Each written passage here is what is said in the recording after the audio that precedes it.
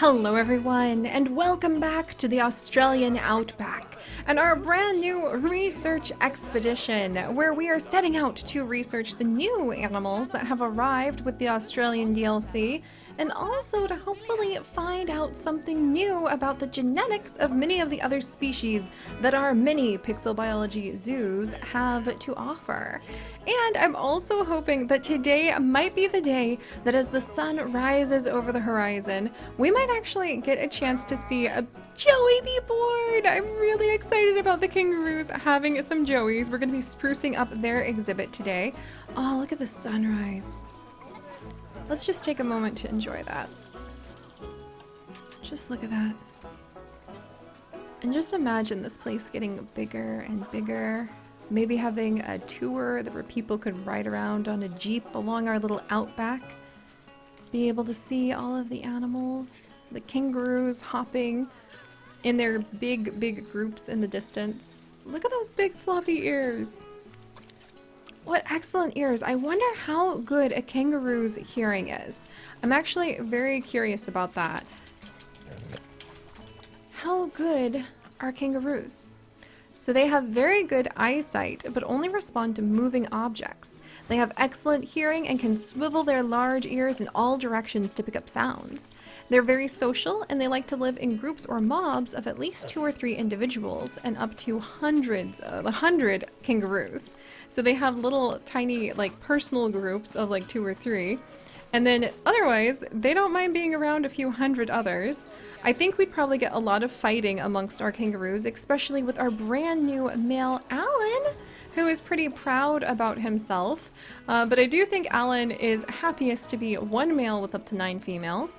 But I think it would be really fun to see like huge groups of kangaroos, and we might use what we learned from our African Savannah Zoo, our Giraffe Horizons. We might actually use what we learned from that for setting up like natural barriers between animals who happen to share kind of similar zones and just have different groups of kangaroos. Oh, that'd be so much fun! And you know what? I do think that part of our Australian research expedition here should be dedicated to trying to get as many gold star of all of the Australian animals as possible so that we can prove we have extremely healthy, vibrant populations out here in our outback. So we're going to go ahead today and we're actually going to spruce up the kangaroo exhibit real quick because we have babies on the way. And paleontologist Jay is doing a great job of going through and researching the red kangaroos. And we want to put down some education for the people who are arriving so that they know more about the kangaroos and will hopefully donate a little bit more money towards the cause of taking good care of them. And I think we'll get another couple females for Alan while we can. Oh, there's no koalas available right now. Curses. Yeah, no koalas available, so let's see if we can find a couple healthy females, or at least semi-healthy females. This one is fairly healthy. She has gray fur and a pale underside. So we'll get her added in. And then, let's see. I mean, wah! This one's not the worst health, so we're gonna add in this kangaroo as well, if we can get her. There we go.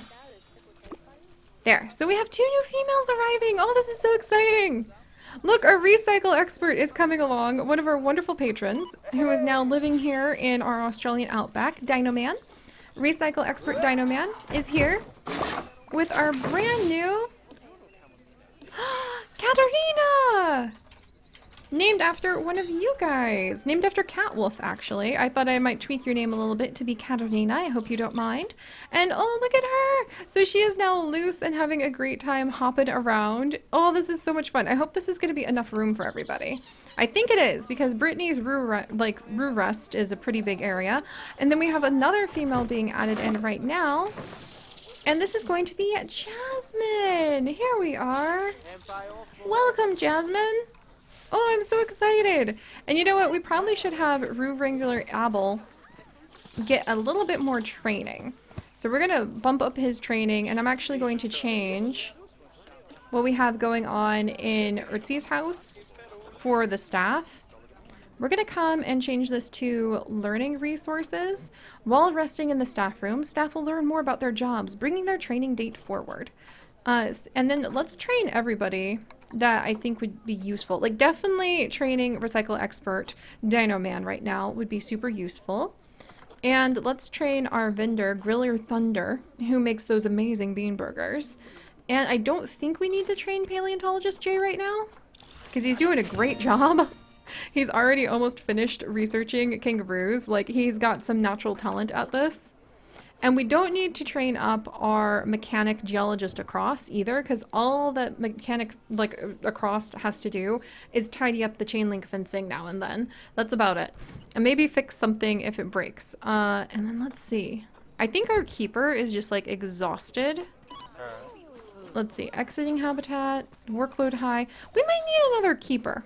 Oh, and then speaking of things the mechanic needs to do, fixing the holes in that fence is pretty important. Oh, look, people are wondering when the baby red kangaroo is due, and we'll actually be talking about that in a little bit. Kangaroo pregnancies are actually extremely short, and what makes a kangaroo have their baby is technically like when the joey will come fully out of the pouch. That's when you really might consider like a kangaroo all the way developed.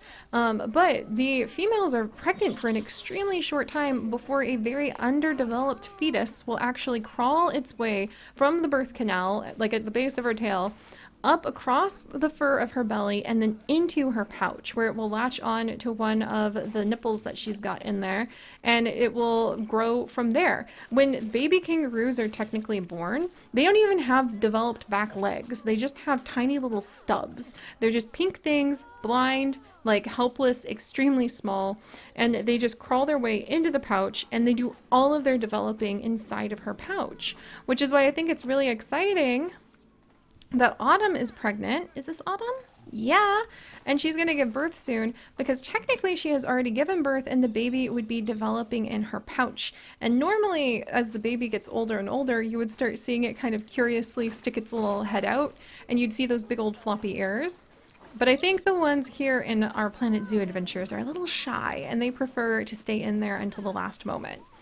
All right, so this is very exciting. Everybody wants to know when the baby kangaroo is due. Let's actually come in, and we should definitely help them out. If everybody wants to know more about kangaroos, we need to give them the proper education that they are seeking. So let me see. If we want to educate people about exhibits, okay, that's a really pretty fancy one. I have my African drumstick. Wait, Autumn's having her baby! You guys, not a drill! Alright, where are you going, Autumn? Oh, there we go! You guys!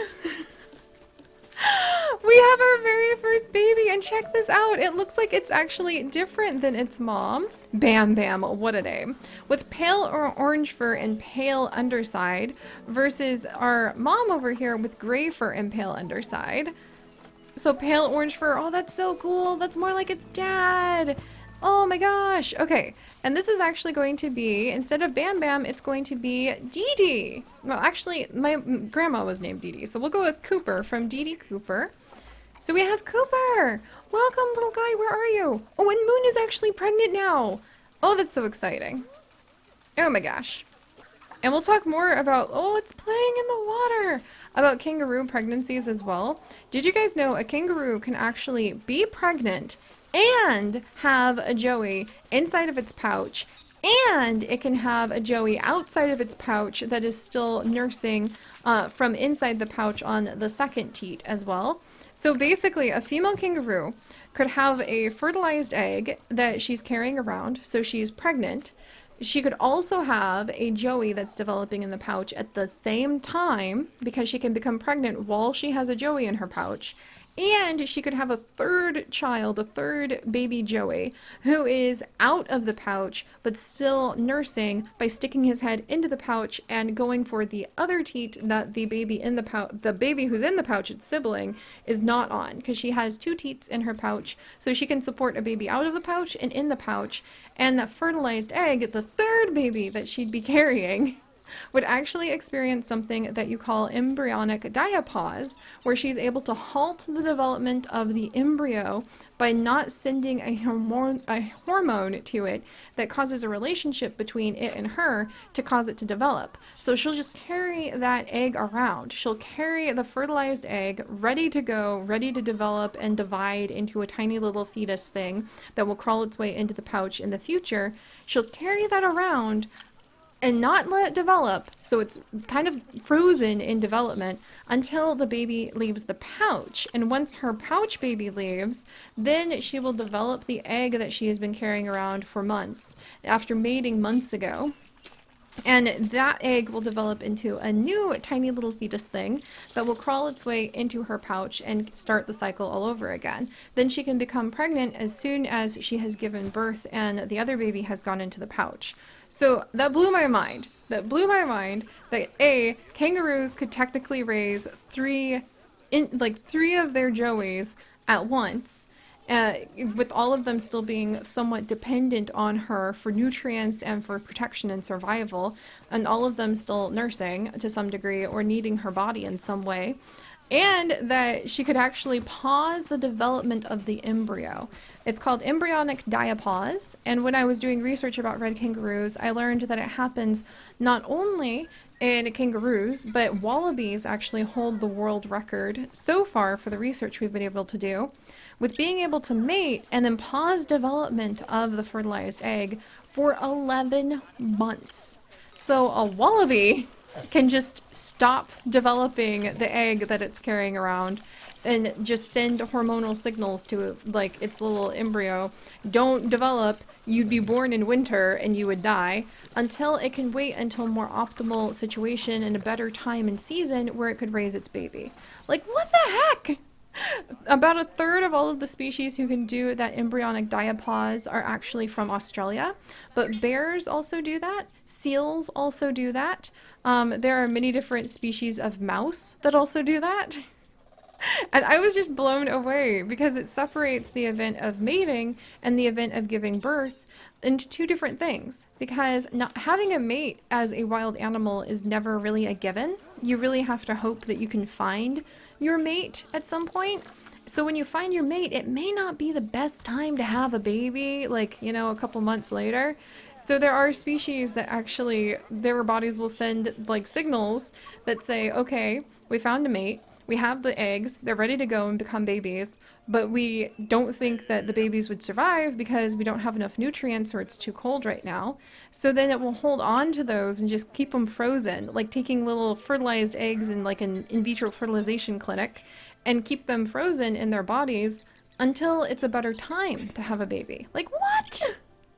Oh, the wonders of evolution. I absolutely was just tickled. If you can't tell from my rant about that.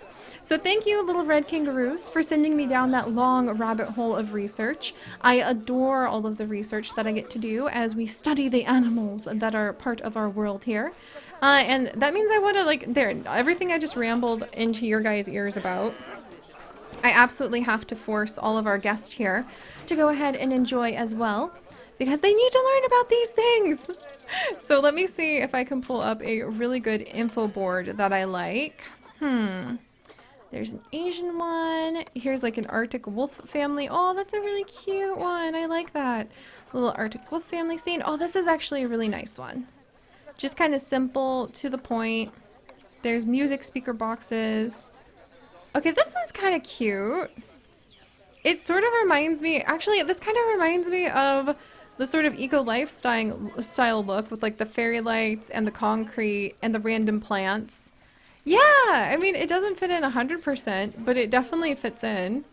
Let's change the plants out. And I feel like, and maybe put like a palette down instead. I like that idea. All right, so let's put this down for just a second. People can come and admire it if they want to. All right, and we're gonna change this to red kangaroo for just a minute. And then let's actually do some edits to this. And we'll put down a different type of plant on those sides to be, maybe my staghorn. Stay. All right, so let's see what we've got here. Oceana. But yeah, I may have gotten extremely overexcited, but if you guys can't tell, I just thought that the idea of embryonic diapause was ridiculously cool. It's definitely worth looking up.